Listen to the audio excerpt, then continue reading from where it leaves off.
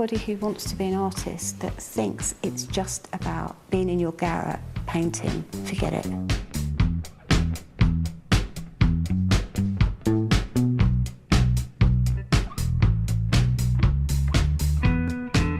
My life is considerably different now, radically different.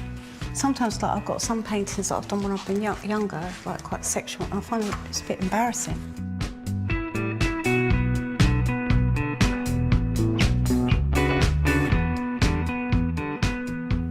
And my life drawings are pretty accurate, they're pretty good, which would shock a lot of people, I think.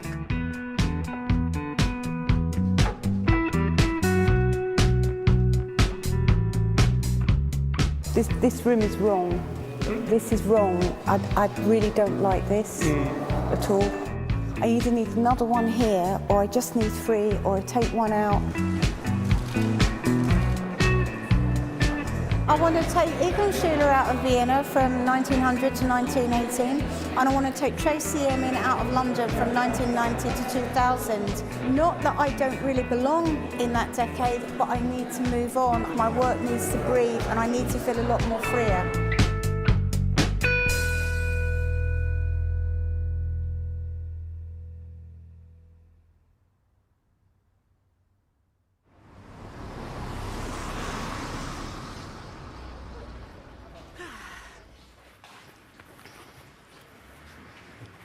So,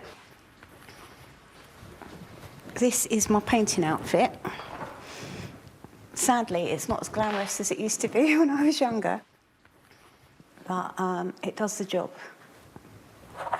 And I'm not like other painters. I tend to use this really awful plastic palettes and then just build the paint up and build it up, or else I use these plates. I never use a real palette, or I don't take it that seriously, really. And now, very excitingly, I've got this new colour called Mars Black. And I used to paint in oil paint all the time, and then I had a kind of like total breakdown, serious breakdown when I was younger. And after that, I couldn't use oil paint anymore because the smell reminded me too much of the things that distressed me. So then when I started painting again, I used acrylic. And acrylic, if you've always painted in oil, acrylic is actually really difficult to paint with. Because with acrylic, once it goes on, that's it, you can't take it off. But now there's a new acrylic paint which it stays wet, which sometimes I buy by accident, and it does my head in. I would really like to start working on a series of new drawings, a couple of drawings that are kind of slightly different, and I'm going to do it with gouache. And what I do is I collect these little Edwardian erotic photographs that are original, and I use them as my inspiration just for the body shape or the form, but that's not the people that I'm painting. The people that I'm painting actually live in my head somewhere.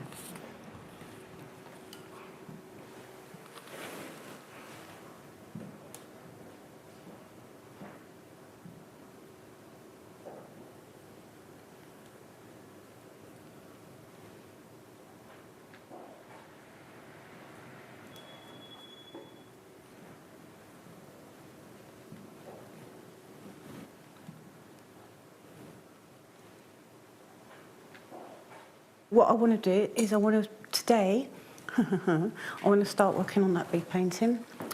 And to work on the big painting, I can't just like go up to it and start working on it because I'm too intimidated by this. It's like the cliche, you know, the big white canvas and everything. I don't want the big white canvas. I have to have something really strong in my head, and then I have to be really confident. I have to go up and I have to just paint it on it.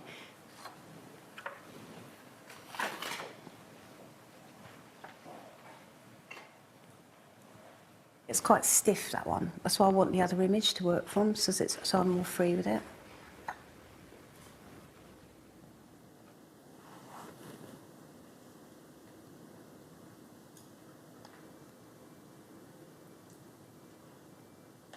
What's really good is if I go and do some life drawing classes, and it toughens up my drawing and makes me pay much more attention to what I'm looking at, because you can never draw from something two-dimensional, and it's not, it's just a reference. And my life drawings are pretty accurate, they're pretty good. They're not like they are my style, my line and my flow, but they're actually anatomically correct, which would shock a lot of people, I think, because a lot of people would just presume that I can't draw. But I spent 7 years learning to draw, going to life classes.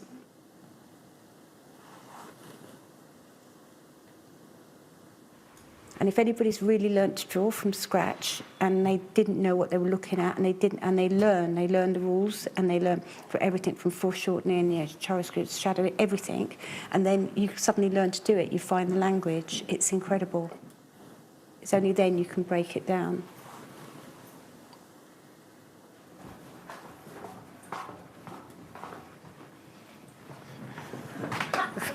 I found you. I always say this, being an artist, being a successful artist isn't just about doing this. Like my studio's on 4 floors. This is just 1 floor.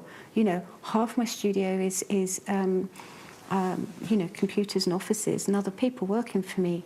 And anybody who wants to be an artist that thinks it's just about being in your garret painting, forget it. It's never going to work for you. You have to also have your head screwed on and be together, because otherwise no one's going to know you're there. That's another thing. Yeah. Next week, Emma and I will go to Hong Kong, because I have a double show in Hong Kong in 2016 during Hong Kong Art Basel. So we're going to Hong Kong to sort all this out in advance.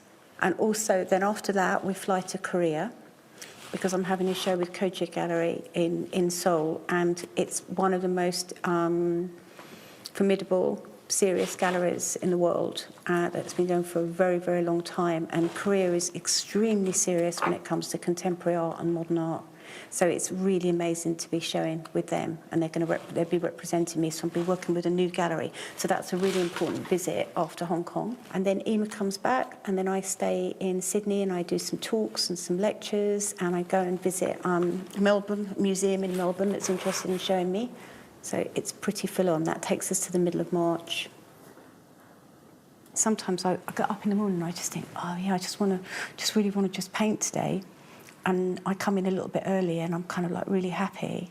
And I've totally forgotten that I've got a meeting with the accountants, which is really important. And it's really dry and really horrible, and I really have to pay attention. And it's the last thing I want to do. And it's almost like it's killing me, physically killing me, because I want to be doing this.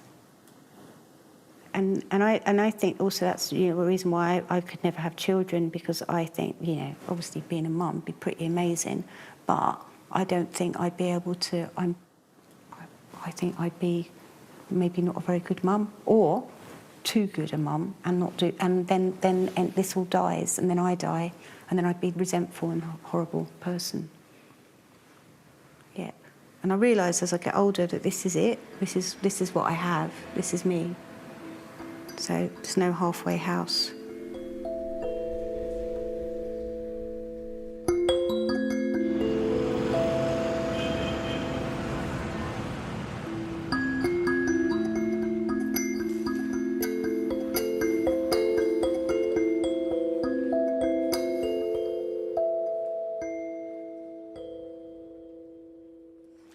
This series of work is like, you know, with the self-portraits, I mean, that's something which relates to me. I've been drawing myself all my life. And they're really explicit about his own body, how he's looking at his body. But what he did is he contorted himself. He tried to get some extremity in everything that he was doing. But for me, what's more interesting, though, is the female figures, always. Because I've never seen anything so sexual in a work of art before. I mean, I would never do anything so sexually explicit as that, ever. I never could, and I probably never would. But I can still relate to that totally. And when I was young, Egon Schiele was my favourite artist, I mean, without a doubt. And I got into him because I liked David Bowie. And David Bowie emulated Egon Schiele poses for 2 of his album covers, for Low and Heroes, of course. And I was so impressed by these album covers, and my friend told me, you know where that's from? It's from Egon Schiele. And I rushed up to the local art shop and got a book out, pulled the book out, the only one on German Expressionism, and there was Oskar Kokoschka, Egon Schiele, and suddenly it was like I'd come home. Everything made sense to me. But look at this one. This is so brilliant. She looks so strong, and she just looks so tough, you know. And that to me is a good thing in art. And that's also part of what I want to project within myself. Some of these, the women look quite vulnerable or frail or whatever it is. He's got all these different qualities in these women, and that's what I want in my work, that to come through. Because, you know, it's not just one kind of woman out there.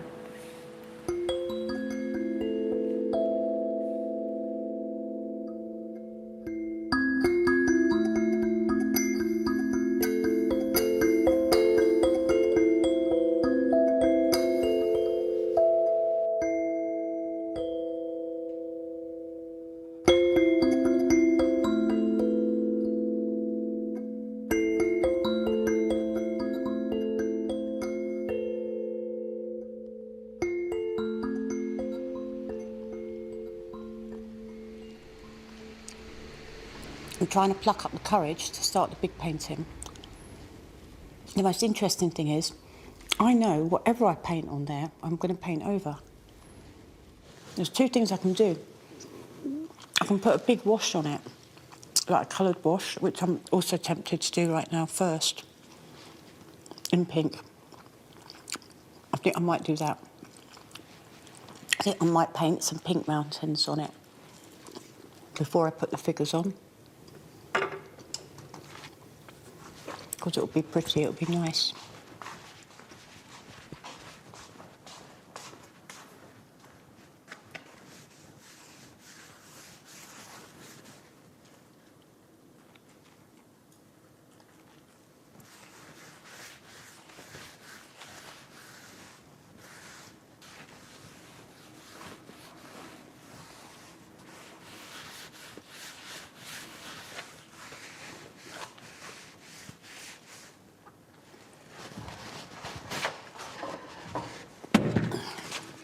See, the other thing about painting is if you're not feeling very strong or very tough, or you're not feeling very robust, you can't do it.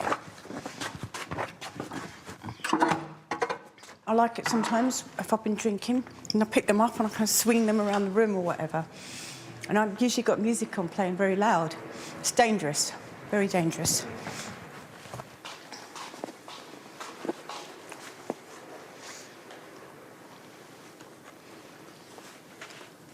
Now, this painting, I started in 2001, and I painted over a few times. And so it's kind of sort of exciting. 2001, that's 14 years ago. What was I doing in 2001? You know, emotionally, I was in a completely different place, totally different. And I looked like I was about 25, you know, and I behaved like I was as well. My life is considerably different now, radically different. You know, I still go crazy now on things, but it's a different sort of craziness. I think now I go a bit stir crazy because I feel a bit trapped somehow within my own making, of course. I'm not complaining that much about it. I'm just saying that I know my life is radically different from how it was then. I was young then. I'm not young now.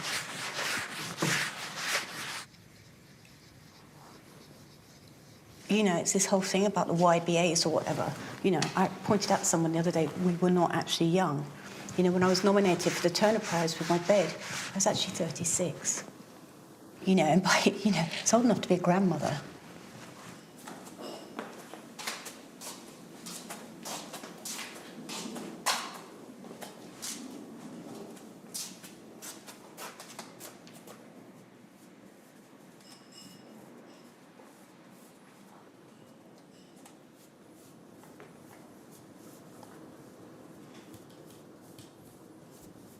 Originally, this was a figure with wings, flying.